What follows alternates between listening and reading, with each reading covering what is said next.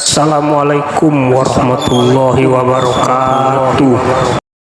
Assalamualaikum warahmatullahi wabarakatuh. Alhamdulillahi wa kafa, wassalatu wassalamu ala al-habibil mujtaba wa ala alihi wa ashabihi ahli tuqa wal wafa. Subhanaka la ilma lana illa ma 'allamtana innaka antal alimul hakim. Rabbi syrah li sadri wa yassir li amri wahlul 'uqdatam min lisani yafqahu qawli. Yang sama kita hormati, dimuliakan Allah Subhanahu wa taala, guru kita semua Fadilatul Ustaz Haji Armawi Abdul Rahman. Kenapa nama beliau saya sebutkan di awal? Sebab saya dimaklumkan malam ini yang berkumpul adalah semua murid-murid daripada Ustadz Armawi Abdul Rahman. Yang mulia pengiran-pengiran, pihin-pihin, datuk-datuk, datin-datin, semua yang berhadir ini insyaAllah dimuliakan Allah Subhanahu wa ta'ala. Amin ya rabbal alamin. Yang mengatakan mulia bukan saya, tapi Nabi Muhammad sallallahu alaihi wasallam.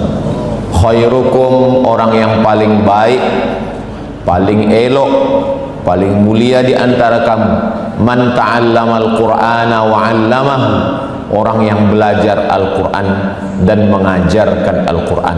Mudah-mudahan kita semua termasuk golongan yang belajar dan mengajarkan Al-Quran itu insyaAllah. Amin ya rabbal alamin. Tajuk kita pada malam hari ini membaca dan menghayati Al-Quran sepanjang hayat. Dimulai dari kanak-kanak, bukan, sebelum masa kanak-kanak, lebih awal lagi. Ada seorang ayah datang menjumpai ulama. Kata dia, wahai ulama, bila saya memulakan pelajaran anak saya? Anak kamu umurnya berapa? Anak saya umurnya 7 tahun. Dia sangka belum mula lagi belajar.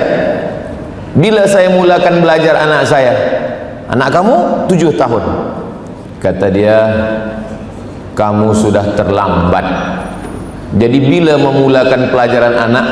Ketika memilihkan ibunya, orang yang mencintai Al-Quran. Tapi jangan sebab ini nanti balik mencari ibu yang baru. Yang sudah ada itu saja kita jaga-jaga baik-baik, menjadi pencinta Al-Quran. Jadi kalau ibunya pencinta Al-Quran, maka masa mengandung dia akan membacakan Al-Quran kepada anak, maaf, yang ada dalam rahim. Ada, saya baca di internet tentang traveling, pergi ke museum untuk menengok lukisan yang cantik-cantik diiringi musik Mozart, Beethoven.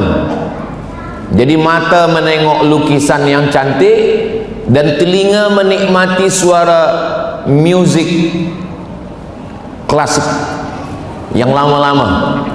Tapi kita tak boleh ikut program ni. Yang boleh ikut, maaf, hanya perempuan hamil 5 bulan ke atas. Kenapa begitu? Dan program ni ada di Moskow, Rusia. Kerana perempuan yang sedang mengandung anak, dia perlu menengok pemandangan yang sejuk, yang cantik dan indah, dan telinga dia perlu mendengarkan suara-suara yang lembut supaya anak yang ada dalam rahimnya juga bersifat lembut. Saya manakala membaca berita ini, subhanallah, masya Allah, tabarakallah, di dalam Islam, kalau kita baca dalam surat Al-Insan, hal ata 'alal insani hinum minad dahri lam yakun syai'an madhkura inna khalaqanal insana min nutfatin amsyajin nabtalihi faja'alnahu sami'an basira. Jadi janin yang ada dalam rahim sami'an basira, dia sudah boleh mendengar dan menengok.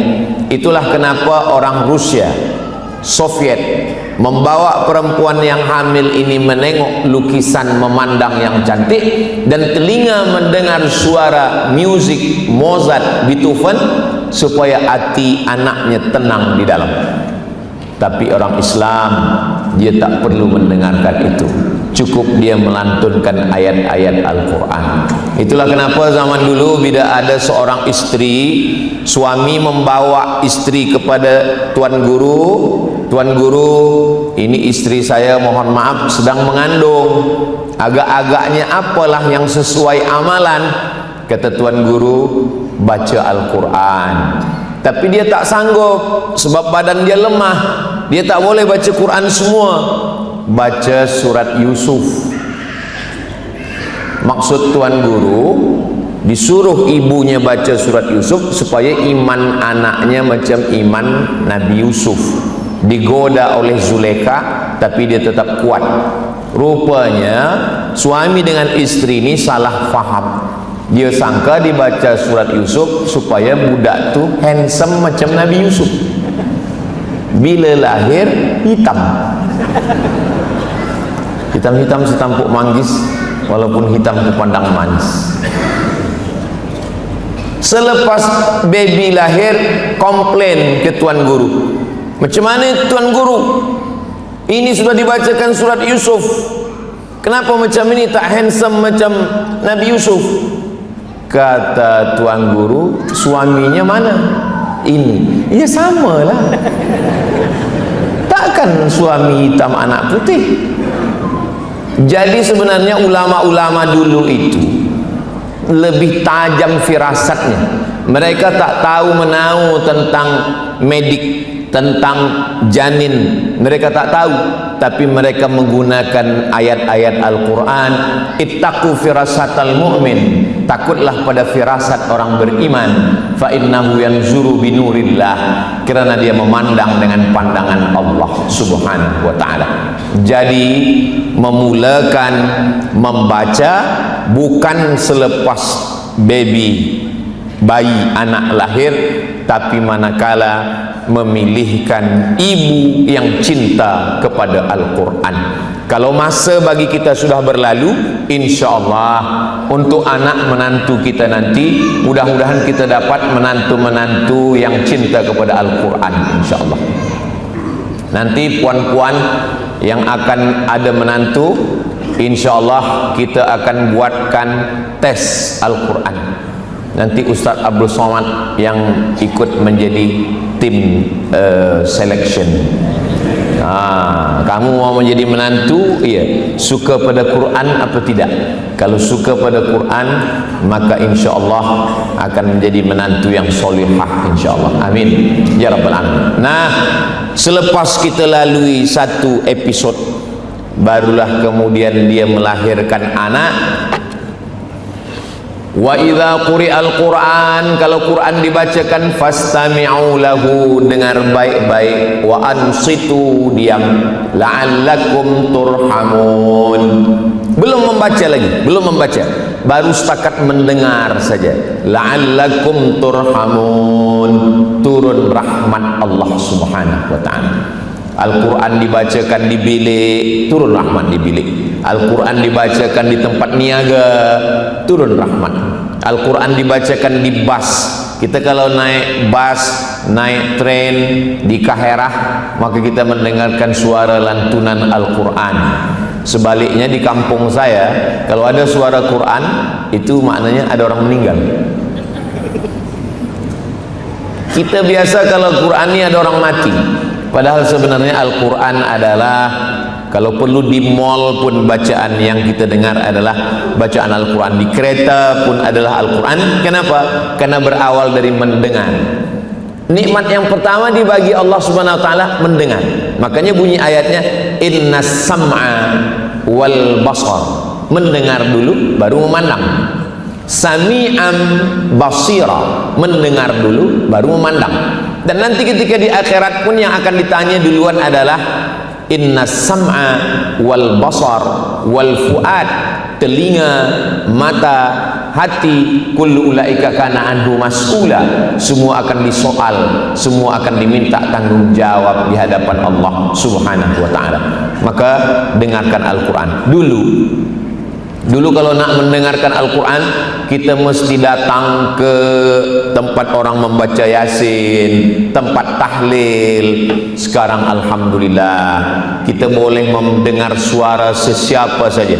Qari Syekh Abdul Basit Abdul Samad, Qari Syekh Mustafa Ismail, Qari Syekh Affasi, Qari Syekh Abdul Rahman Sudes, Su'ud Asyuraim, Syekh Mu'aikli, Syekh Bandar Balilah. Kita tinggal tuliskan saja di www.youtube.com.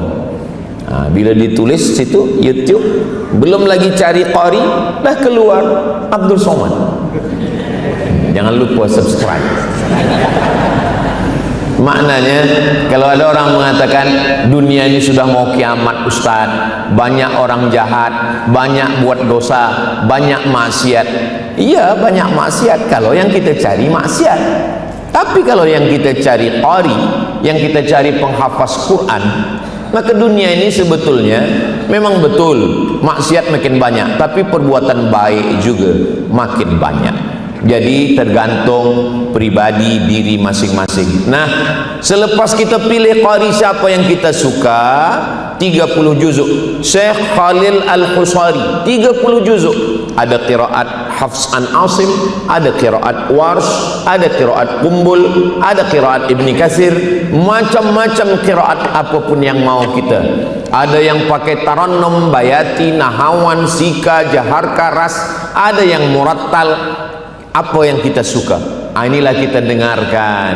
Rumah yang dibacakan surat Al-Baqarah, la yaqrabuhu syaitan, tidak didekati syaitan. Maka ibu yang sedang mengandung anak, ada budak kecil, dengarkan terus surah Al-Baqarah. Khatam surah Al-Baqarah, ulang balik dari awal. Khatam surah Al-Baqarah, ulang balik dari awal. Jangan terlampau kuat, jangan terlampau pelan. Wabtaghi baina dzalika sabila, cari suara yang pertengahan. Kalau ibu yang mengandung anak tenang, anaknya tenang, ibunya tenang. Kalau ibunya tenang, anaknya cerdas. Tapi kalau ibunya stres, depression, maka anaknya na'udzubillah. Kita kan banyak jamaah ni ada beberapa yang doktor, medik. Kata doktor, Ustaz Abu Somad, tolong sampaikan kepada para suami lelaki, jangan bercakap kasar, jangan menyakiti hati istri, jangan menyinggung perasaannya ketika dia sedang mengandung. Oh, jadi kalau lepas mengandung boleh dokter? Tak boleh juga. Maknanya jangan melampau, sebab nanti kalau dia tidak mengandung, itu hanya dia saja. Tapi kalau dia sedang mengandung, dia susah hati, itu pengaruh kepada anak, pengaruh fikirannya. Maaf cakap, tak satu dua contoh yang saya tengok. Ustaz Somad kenal si fulan, iya, itu dulu waktu dia sedang mengandung anaknya yang itu dulu dia pernah dipukul, ditinggalkan, disakiti, dizolimi. Itulah maka begitu Ustaz, banyak kejadian. Maka kalau ibunya tenang dengan membaca Al-Quran, hatinya tenang. Apa kata Allah? Ala bidzikrillahi tatmainnul qulub. Dengan mengingat Allah maka hati akan menjadi tenang. Ibunya tenang, anaknya pun tenang dengan mendengarkan Al-Quran. Selepas umur 1 tahun, 2 tahun, 3 tahun, di 3 tahun dia sudah mulai boleh meniru-niru.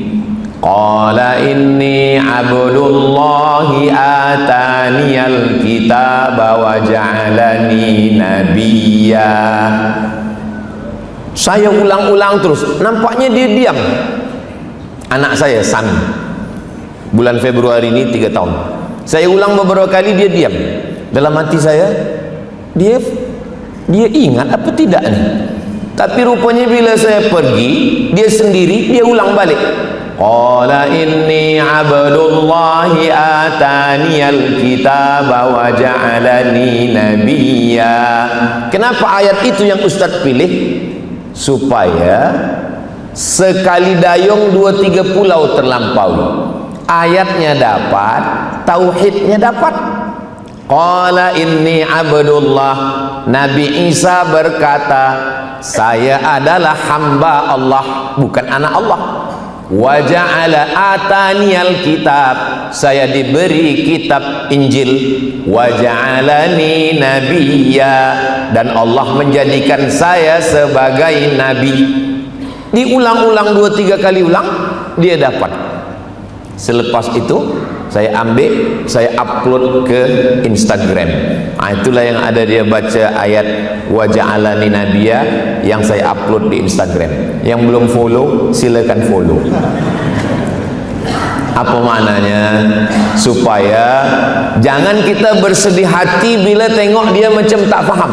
Sebenarnya budak kecil ini nampak-nampaknya dia macam dengar tak dengar, dia sambil main-main. Tapi sebenarnya bila kita pergi, nanti dia akan ulang balik. Yang penting kita jangan putus asa, kita ulang-ulang saja ayat itu. Saya selalu bila saya balik, saya bawa kereta, saya pergi. Saya hari Selasa, hari Rabu, hari Khamis, 3 hari di rumah. Kalau saya di rumah, saya pergi berjalan, saya driver sendiri, saya bawa anak istri kemana-mana. Selama di jalan itu saya baca sendiri. Wadduha wal-laili idza saja ma wadda'aka rabbuka wa ma qala. Biasanya dia tidak mau ikut. Bila kita baca wadduha, dia pula baby shark, shark, shark, shark, shark. Kita jangan hiraukan, teruskan saja. Nanti begitu kita pergi, rupanya dia diam-diam, ma wadda'aka rabbuka wa ma qala. Memang begitu budak-budak kecil. Lepas itu pula dia baca wadduha, kita pula baby shark. Begitulah kita dengan anak-anak. Umur 3 tahun, umur 4 tahun, 5 tahun, 6 tahun. Alhamdulillah, kita sedang membuat cerita untuk anak-anak kita. Makanya tadi saya lama dari pintu sampai ke hadapan kerana berhenti berjumpa dengan anak-anak, ayah-ayahnya juga. Kita sedang membuatkan kisah malam ini untuk anak-anak kita. Malam semalam saya di Syria. Selepas tazkirah, kita makan di atas. Masing-masing punya cerita. Ustaz Abdul Somad, ini masjid tempat kami kecil dulu. Dulu masa itu bila habis makan, kami membasuh pinggan piring. Selepas itu ada yang membagi duit. Dulu bila kami datang kemari, kami mengaji bersama. Itu 20-30 tahun lepas. Nah sekarang, kalau kita tidak buatkan kisah itu sekarang, tahun 2025, 2035, 2045, 2055, apakah 30 tahun masa akan datang, masa hadapan, masih ada lagi anak-anak yang punya cerita tentang masjid? Hari inilah kita sedang membuatkan kisah itu. Maka buatkanlah dari maghrib ke isya atau lepas asar, anak-anak, budak-budak datang ke masjid. Saya di dekat rumah saya buatkan dari maghrib ke isya. Sesiapa saja budak kecil sila datang, free. Guru mengaji sudah disiapkan. Maghrib ke isya kita siapkan tuan guru mengaji. Sila tuan puan bawa anak. Apa yang Ustaz inginkan? Supaya budak-budak ini nanti 10-20 tahun akan datang, dia punya cerita masa kecil macam saya dulu kecil punya cerita. Jangan sampai anak kita tak punya cerita. Nanti bila dia menikah, isteri dia bertanya, macam mana cerita abang waktu kecil dulu? Cerita abang Upin Ipin, Bang Saleh. Dia tak ada cerita lain. Tapi kalau kita buatkan cerita sekarang, kalau saya balik ke kampung, saya pergi ke surau. Surau tu pintunya 2. Kalau pintu ini dirapatkan dengan pintu ini, tertutup dua pintu, ada lubang di tengah. Disitulah tempat saya bersembunyi kalau dicari orang. Kalau saya pergi ke masjid kampung emak saya sekarang, di situ ada kayu besar berlubang bulat, dipasang dengan kulit kambing. Biasa kami berlumba-lumba. Sebelum di kampung saya maghrib pukul 6.30, pukul 6 saya sudah ada di dalam. Maka yang lain-lain datang, saya dah book tempat duluan. Apakah anak-anak kita punya cerita tentang itu? Maka alhamdulillah, rupanya kita masih punya anak-anak, budak-budak, pelajar-pelajar, penuntut-penuntut masih lagi ke masjid. Ini umur 5-6 tahun.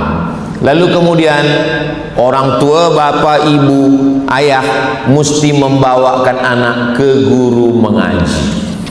Saya di kampung dulu, guru mengaji pertama di kampung almarhumah mak saya, namanya Ustadz Tamrin. Dibawakanlah saya ke situ mengaji, membaca Al-Quran.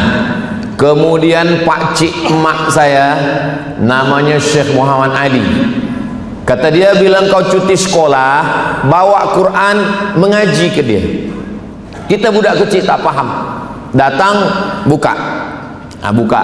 Wa ma Muhammadun illa rasul qad khalat min qablihi rusul. Kata dia, itu kurang lama. Apanya kurang lama tuh? Dengungnya kurang lama. Wa ma Muhammadun illa rasulun qad khalat min qablihi rusul. Saya masuk itu tak paham. Apalah maksud emak nih disuruh mengaji baca ini.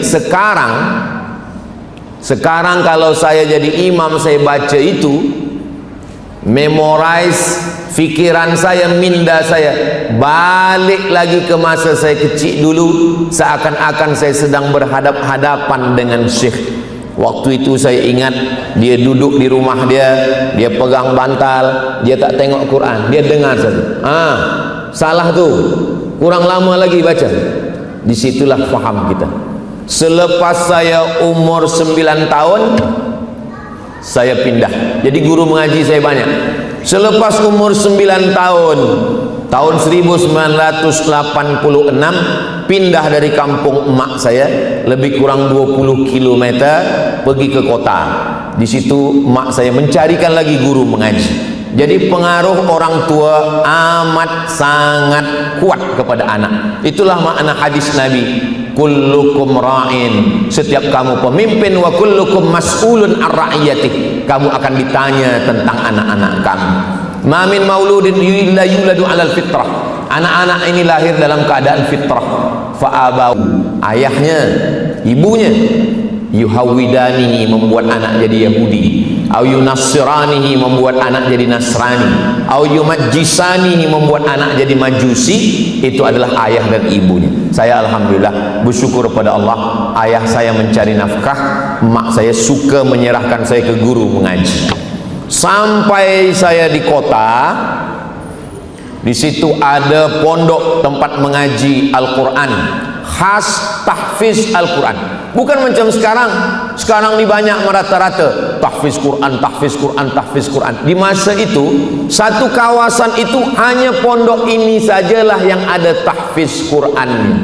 Nama pondoknya Darul Ulum.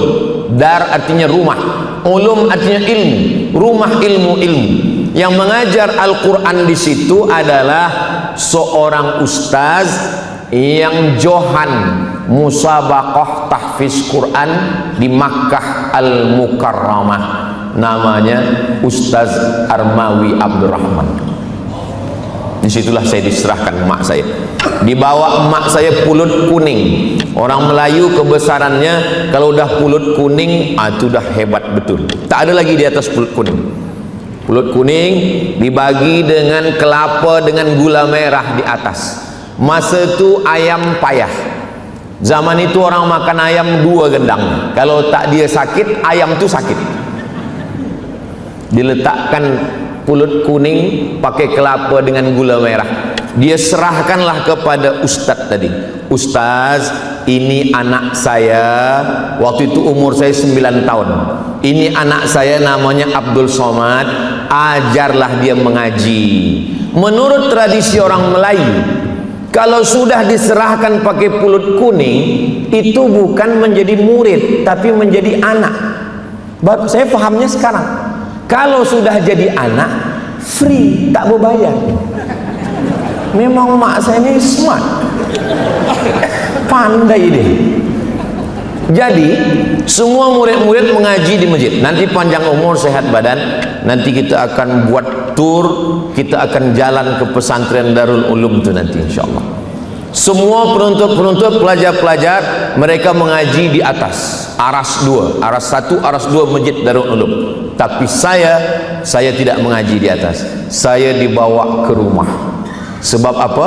Sebab saya bukan murid, tapi saya anak. Memang dari dulu saya VVIP, very very important person. Murid yang lain ada kena pukul pakai rotan, ada pakai tasbih. Saya tak pernah kena marah, tak pernah kena pukul. Dibawa ke masjid, masjid-masjid yang hebat, masjid-masjid korporat, masjid-masjid yang besar. Itu bila ustaz mengajar ke masjid itu, dibawa saya ke masjid itu, lalu saya disuruh mengaji di situ. A'udzubillahi minasyaitonirrajim. Budak kecil, semua mata menengok saya. Jadi saya ini sebenarnya dari dulu dah viral. Cuma masa itu belum ada YouTube lagi. Siapa tu? Abdul Somad. Jadi kalau sudah Maulid Nabi Isra Mi'raj, itu diumumkan iklan guna kereta keliling kota. Jamaah sekalian, hadirilah, malam ini akan ada Maulid Nabi Isra Mi'raj. Yang akan membaca Al-Quran adalah Abdul Somad, qori kecil, umur 9 tahun. Saya pun balik ke rumah, panggil mak, ya, saya dah dihalu-halukan keliling. Jadi kebahagiaan. Cerita masa kecil inilah yang sedang kita buatkan untuk anak-anak kita. Saya mengaji dari tahun 1986 sampai 1989. Tahun 1989 Ustaz Armawi meninggalkan kota tempat saya sebab dipanggil ke Brunei Darussalam untuk mengajar di Ma'had Tahfiz Sultan di Brunei Darussalam. Jadi kami menonton TV melalui parabola. Waktu itu belum ada internet. Pakai parabola di kampung kami tonton. Kata emak saya, cuba kau cari dulu channel Brunei Darussalam, cari-cari dapat. Ini dia. Macam orang Melayu juga Brunei. Tengok baju dia, baju Melayu, baju gunting Cina. Kami menyebut baju Melayu itu baju gunting Cina, bersongket juga. Tapi cakap dia agak lain sikit, tak sama macam Melayu. Iya, itulah. Bilalah kita agaknya sampai ke situ, mak saya mendoakan saya. Maka bila saya sampai kemari, saya yakin itu adalah doa guru-guru saya, emak saya. Maka saya sampai kemari. Itulah pentingnya kita mendoakan anak-anak kita.